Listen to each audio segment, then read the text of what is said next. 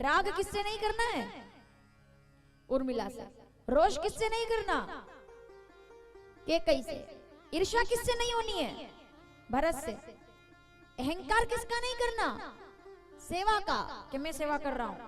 अब पांचवा, सावधान लखन, सावधान बेटा। पांचवा ध्यान से सुनना, मोह मत करना। आहा, इससे बढ़िया तो कुछ है ही नहीं। मोह मत करना।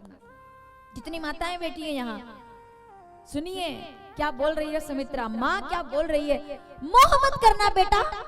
लक्ष्मण जी कहते 4 बातें तो मेरी समझ में आ गई, 5वां वाला कॉन्सेप्ट तो समझ में नहीं आया। जंगल में किससे मोह करूंगा? वहां कौन मिलेगा जिससे मोह कर लूंगा मैं? मोह किससे करूंगा? सुमित्रा जी कहती है तू बेटा है लेकिन मैं माता हूं, और जो तुझे नहीं दिख रहा है वो मुझे दिख रहा है। हो सकता है जंगल में, याद कीजिए, कोई सुंदरी तुम्हारे सामने आ जाए।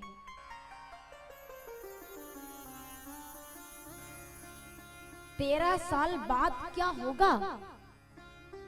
13 साल पहले सुमित्रा को पता चल गया, क्योंकि वो माँ है और सबसे पहले माताओं को ही पता चलता है जो भी गड़बड़ होता है। सब बच्चों के जीवन में अच्छा बुरा सबसे पहले माँ को पता चलता है।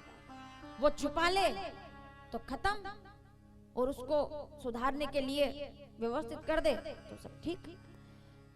माताओं में नाम भूल गई, मुझे याद दिलाना। माँ, किससे मोह नहीं करूंगा मैं? कोई तुमसे आकर कहे कि मैं बहुत सुंदर हूं, मेरा भाई लंकापति है, दहेज में लंका मिल जाएगी तुमको, और तुम्हारे बड़े भाई ने तो शादी से मना कर दिया, लेकिन कहा है कि छोटा भाई कुमार है, तो क्या तुम मुझसे विवाह करोगे? ऐसा मौका आ जाए तो लक्ष्मण जी ने कहा उस समय मुझे क्या कहना होगा? तो उनने कहा फिर बोल करके जवाब मत देना बेटा।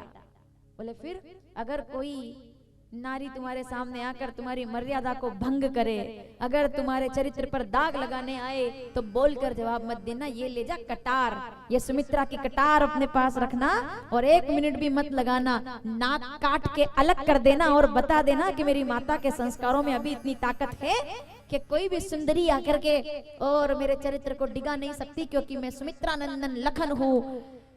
तो सम पुरुष ना मोह सम नारी, यह संयोग रचा विधि ने बिचारी।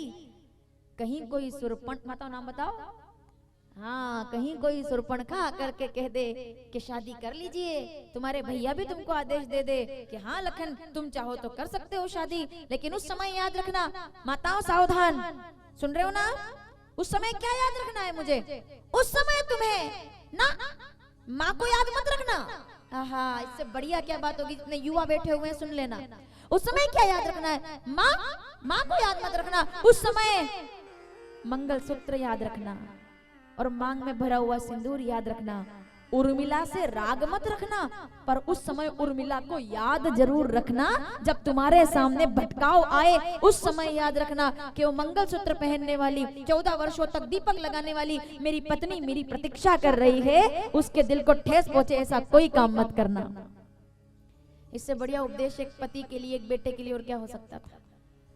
कि जो जिंदगी भर हमारे लिए उपवास करे, व्रत करे, पूरे घर को संभाले, एक समय आने के बाद हो सकता है वो उतनी सुंदर ना रहे जितनी वो पहले थी, हो सकता है वो इतनी सुंदर ना रहे जितना शादी के समय थी, पर इसका मतलब ये नहीं है कि उसकी सुंदरता खत्म हो जाए तो हम अपना मन भटका लें। उससे बड़ा कोई पाप नहीं है। मैंने अपनी एक कथा में कहा था कि पत्नी को पतिव्रता होना धर्म है, तो पति को भी पत्नी व्रता होना इतना ही बड़ा धर्म है।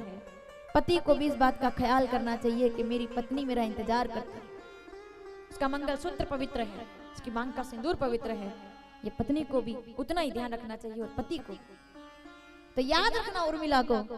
तो लक्ष्मण जी ने प्रणाम करके कहा, माँ ठीक है मैं नहीं करूंगा कुछ भी, लेकिन एक बात आपने कही, राग रोष ईर्ष्या मद मोह जनी सपने इनके वश हो। राग मत करना, रोष मत करना, ईर्ष्या मत करना, मद मत करना, मोह मत करना, ठीक है। जागते में तो नहीं करूंगा, लेकिन अगर मुझे आ गई नींद में आ गया भरत सामने राजा बनके सपने में, जागते में तो अपना बस चलता है, सपने में बस चलता है क्या? नहीं चलता।